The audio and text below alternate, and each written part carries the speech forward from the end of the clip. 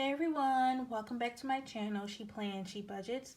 In today's video, I'll be giving you guys an update on my debt tracker, so let's get started. Alright, let me go ahead and open up to May.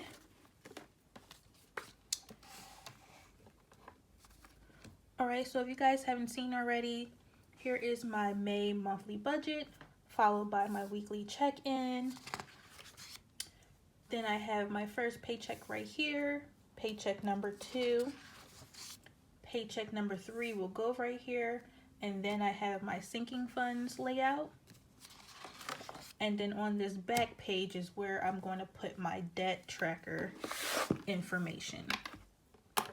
And the stickers I'm using today are from Romina Rosa. I have her bottom washi right here, her debt payoff plan script right here, as well as the debt tracker sheet.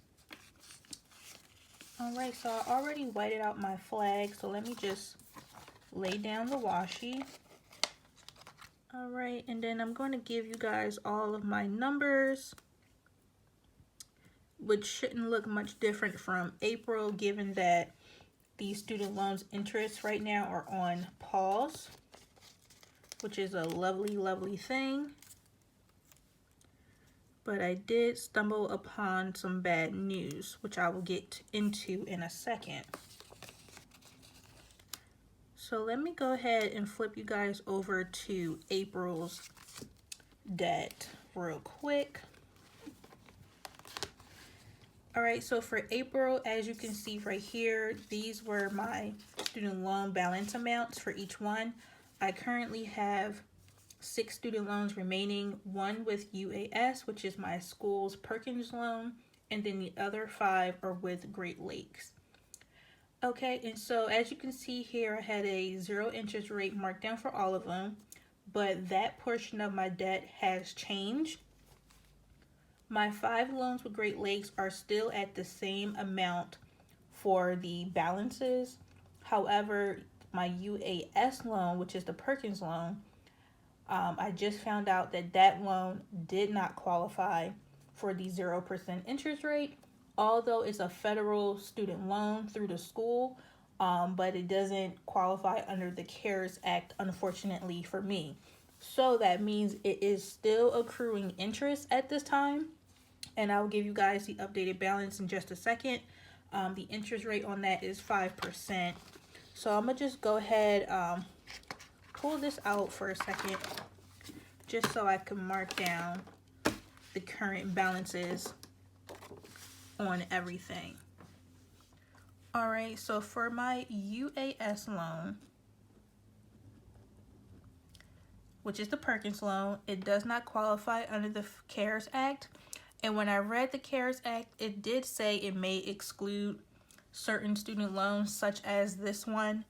And again, unfortunate for me, it is still accruing interest. So in April, it was at $3,191.23.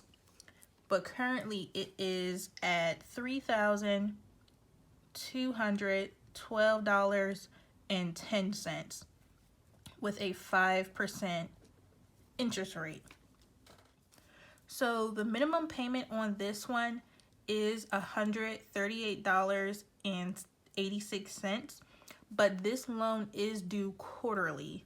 So for the month of May, it is not due. So the minimum payment for May is $0. The next payment is due July 1st. So I'm just going to write July 1st here.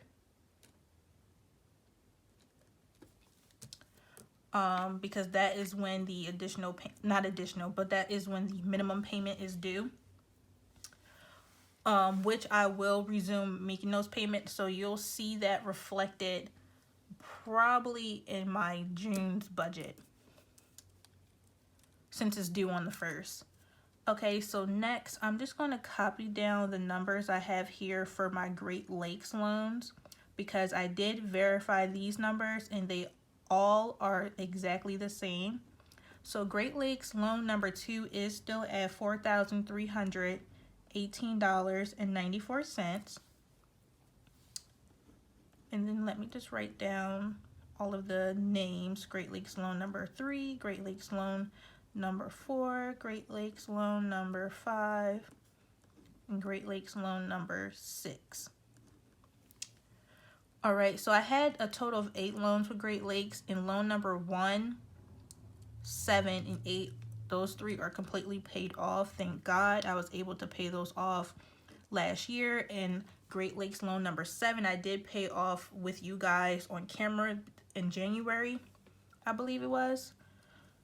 So back to this. Great Lakes loan number 3 is at $5,471.40.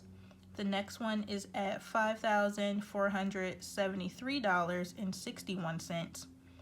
After that, the next loan is $5,989.91.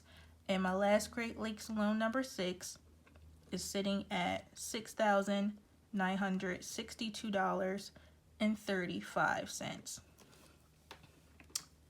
All right, so as I mentioned, all of these loans are still at a 0% interest rate. And because my UAS loan is not, I will continue making the minimum payments on that one, resuming on July 1st, because it is a quarterly bill. All right, so let me move this out the way for a second. Grab my calculator.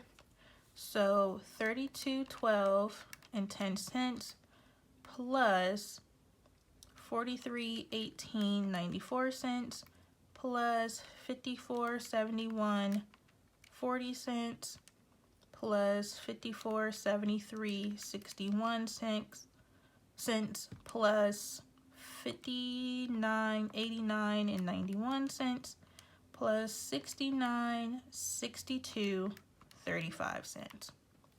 So that gives me a grand total of $31,428.38. And that is obviously higher than April because the first loan has been accruing interest. And I just realized that last week, so darn. $31,428.31 is my current debt balance.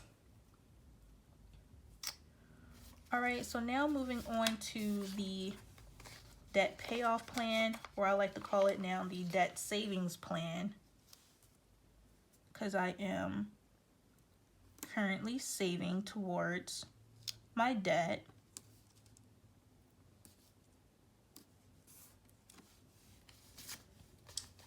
Right, and again, these stickers are from Romina Rosa in case anyone is interested in purchasing them.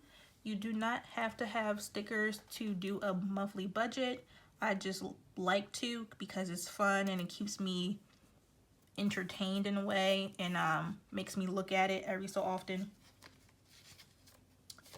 So I'm going to use these little flags here, which are from Scribble Prints Co., to mark down my saving goals. So this will represent May, this will represent June, and then this will represent July, this greenish color.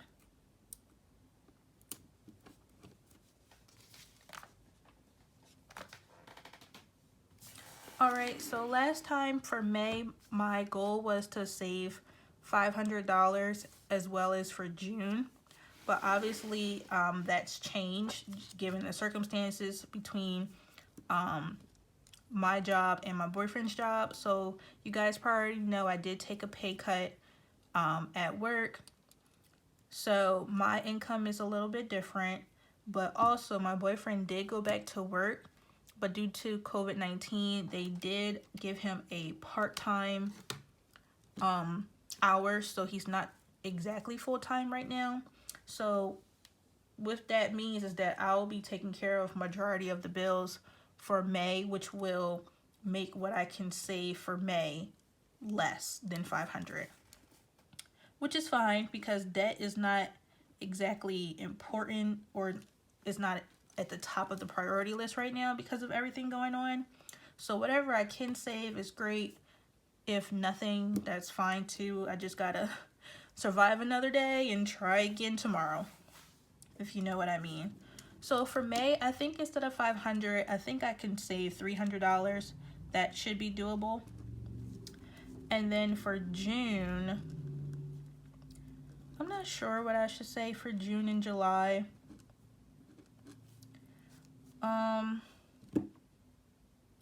So I think for these, I'll just put like $200 each. And the reason why May is a little bit more because May is a magic month, so I feel like I could reach 300. And then for June and July, I'll go back to my normal 2 paychecks a month. So I just don't want to be overzealous on the savings plan. So I'm just going to put those two at 200 each month for June and July. And if I end up saving more, great. If not, that's okay too. All right, so let me pop this back into my planner, and then I want to show you guys how much I've been saving between last month and this month. So for April, I ended the month off with $3,753.19. So that is what I'll be having for May, and I will record that right here. So I will be starting with $3,753.19. And then at the, sorry for the shaking. And then at the end of the month, I will record what I was able to save right here, and I'll keep track of it down here in this miscellaneous section. This number right here does not include my starter emergency fund of $1,000. So you can kind of say I have $4,700 saved for an emergency. And that's during this pandemic that I have the emergency. Let me zoom out. And that's during the pandemic that I'm going to retain this money for emergencies, because once the pandemic is over, I will be throwing this total amount of whatever I have saved at the time towards my student loans so that I can get these loans paid in full right here. All right, so this goes right here on this page. All right, so there's one other thing I do want to quickly show you guys. I don't really want to get into depth about it, but it kind of goes along with my debt tracker as well as my debt savings. So I'm going to flip you into the back of my planner, my notes section.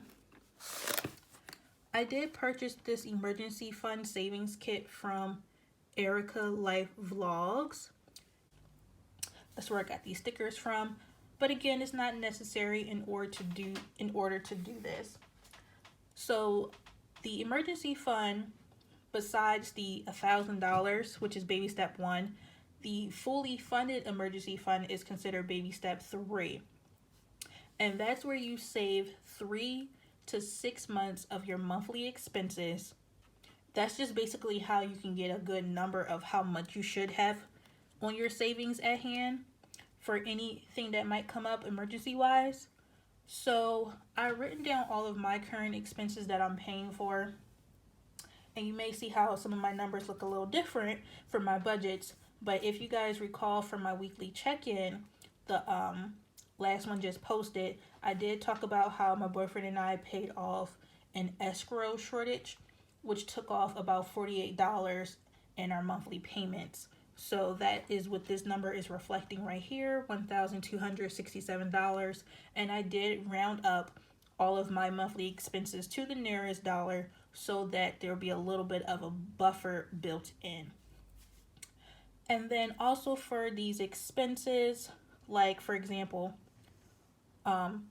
T-Mobile, my T-Mobile bill is currently $75, but I do intend on getting a new phone. Not sure when, but the intention is there. So I just put in an extra $50 because I'll probably just get the phone in installment on an installment plan versus paying it outright. And then for everything else, they're pretty much the same as you would see in my monthly budgets. The water bill was just broken down into a monthly basis, but it is due quarterly. So just for the numbers, I broke it down to a monthly basis, but it is billed quarterly. And then our Netflix is currently free because we are with Verizon. They did give us a year of free Netflix, and that will run up in June. So this will become a normal monthly bill.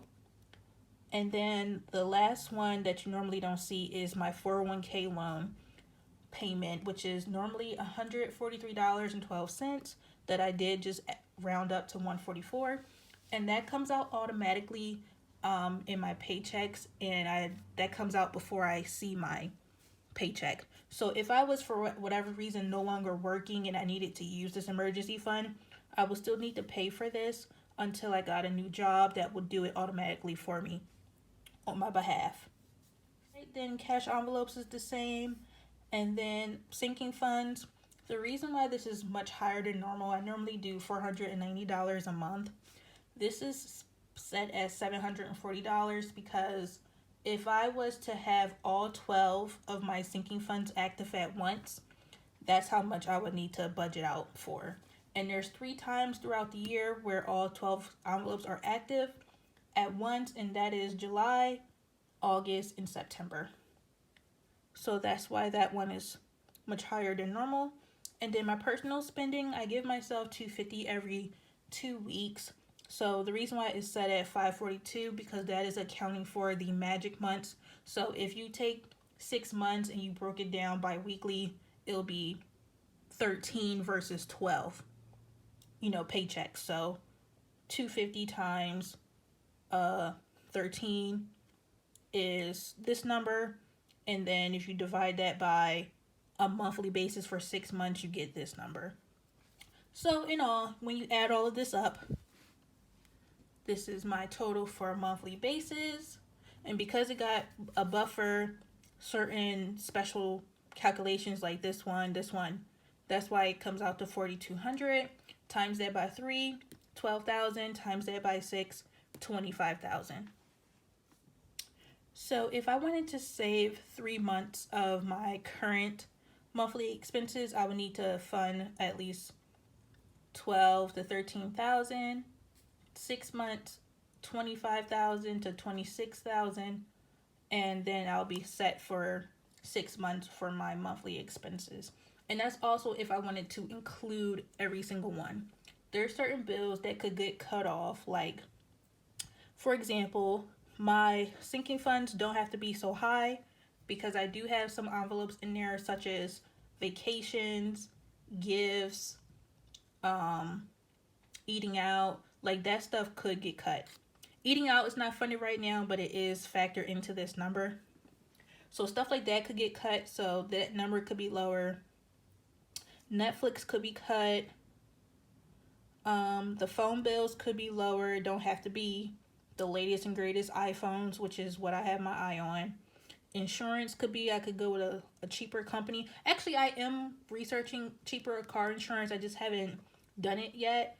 And because my my premium renewal estimate comes out mid-June. So depending on what that estimate is, I may stay with my current car insurance or just find another one. iTunes Music isn't a must. That could be cut. Cable could be cut, but this is also connected like with Wi-Fi. And I mean, cable and Wi-Fi is not a must, but I most likely won't be cutting this. And then Scribble Prints Co. is not a must. That could be cut. So these numbers don't have to be this high, but the more the better, I feel like. And I feel like 25,000 is very attainable. When I first thought about Baby Step 3, I was thinking about between 18,000 and 25,000 would be a good number to have saved for emergencies. So now that I did the numbers and I see what I would need for 3 months versus 6 months, I think it's attainable. So even if I didn't want to include all of these, like the unnecessary stuff, I could. If this is stuff that I want to have it in there as of today, This could change tomorrow. This could change next year. This could change whenever I actually need to use the money. So it's really about what you want to put in here for your emergency fund. And then another thing too, just I wanted to point out, this emergency fund based on your bills is just to give you an idea of how much you should have saved at hand for any emergency, because an emergency could be anything. Like, for example, your roof caved in and you had to replace your entire roof. This money would be used to fix that, because that's obviously an emergency. You can't live with a big hole in your ceiling.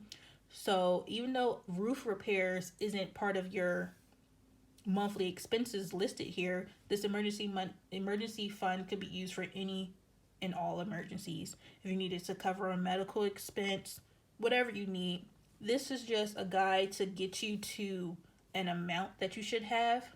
You can always save more than this, less, whatever you're comfortable with. I think I'm going to shoot for 6 months, just because, again, the more the better. I think as far as being financially secured for emergencies, because you never know what might happen. Your emergency might cost double this, but at least you have half of it, you know? So yeah, that's basically it for this page. I know I said I didn't want to talk long about it, but of course I do anyway. So, once I get to baby step 3, I will save towards the 6-month goal. I will start off with saving towards 3 months and then see how I feel at that time. The goal will always be to get to the 6-month savings. I just think for the 3-month goal, I'll save everything I have towards that 3-month goal. And then for 6 months, I'll probably split it between save some and then use the money for other things. Probably fun stuff. All right. So that's currently where I'm at for my debt savings. And while we're in this pandemic, this money will continue to be saved towards debt. But I will resume making minimum payments for my UAS Perkins loan, resuming on July 1st. And that is about $139 each quarter. So I have 2 more payments for the year, July 1st and October 1st. So I'll just pay that so that I am attacking the interest that's still accruing. And then by that time, the second payment, which again is October 1st, hopefully there will be an extension for these loans for the 0% interest. If not, then I'm going to have to decide if I'm going to make minimum payments for these loans as well with Great Lakes, or keep them in a forbearance. So I don't know what I'm going to do right now, but I think saving as much money as I can is the most important thing I should be concerned about versus my student loans. And big ups to all the people that are doing debt payoffs right now. That is totally great. I just want to be in a financial situation where I'm secure with, my circumstances before resuming payments, because again, as I did mention in previous videos, and I did say in this video that I did receive a pay cut, but also my job is doing a 35% company reduction.